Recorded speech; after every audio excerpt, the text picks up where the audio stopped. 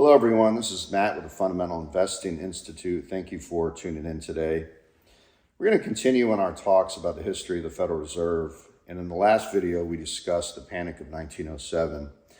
Now the national bank system, which is the monetary system which existed in the 50 years or so prior to the Federal Reserve, caused a lot of panics because both the money supply was untied to the needs of commerce, and also banking reserves ended up in parts of the country where they were not needed. They couldn't be mobilized.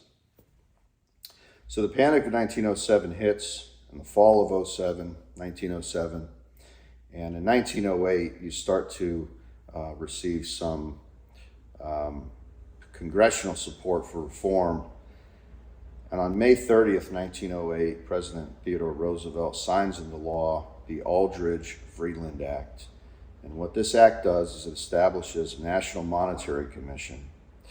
The key sponsor, the key figure in the Aldrich-Vreeland Act was a senator from Rhode Island named Nelson Aldrich. And Nelson Aldrich, he was a Republican. He had ties to high finance, and he heads this commission.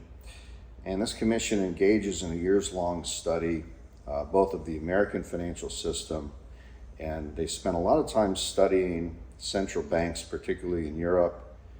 They sent some representatives to Europe, and they spent some time talking to the heads of central banks in Germany, in Great Britain, and in France specifically.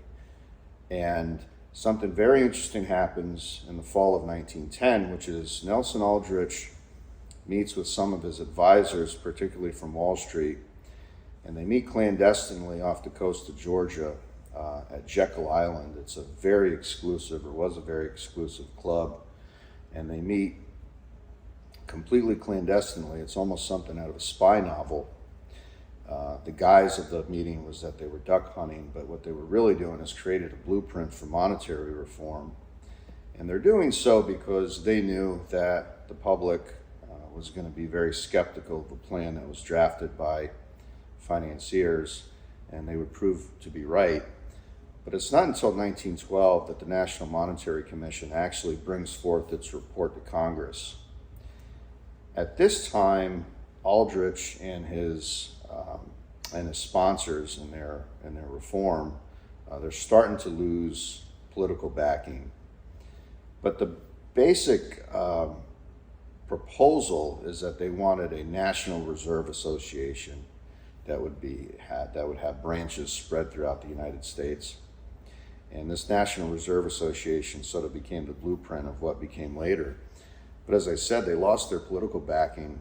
In 1913, Woodrow Wilson takes office, and the Democrats have a majority in the House and the Senate.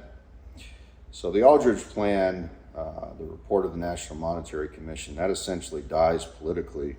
But the issue is taken up by the Democrats by a congressman from Virginia named Carter Glass. Now we'll see in subsequent talks, Carter Glass is an important figure during the Great Depression, some of the reforms that we had in the 1930s. But for now, he's in 1913, he's the head of a congressional subcommittee to study the reform question. And it's out of this subcommittee that you get what becomes the Federal Reserve. Now, there's a lot of input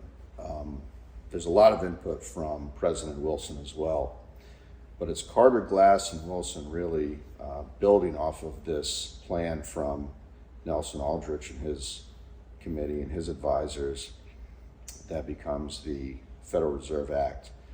The Federal Reserve Act gets passed in December of 1913, and it's a very different institution than we know it today.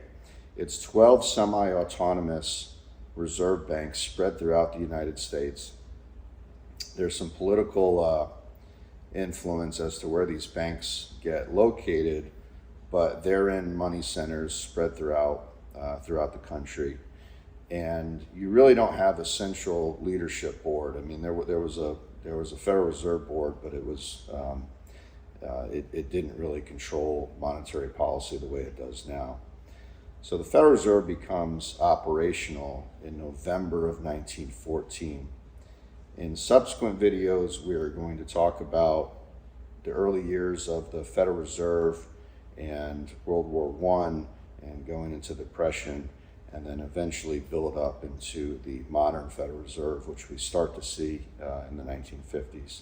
Thank you for tuning in. We'll see everyone next time.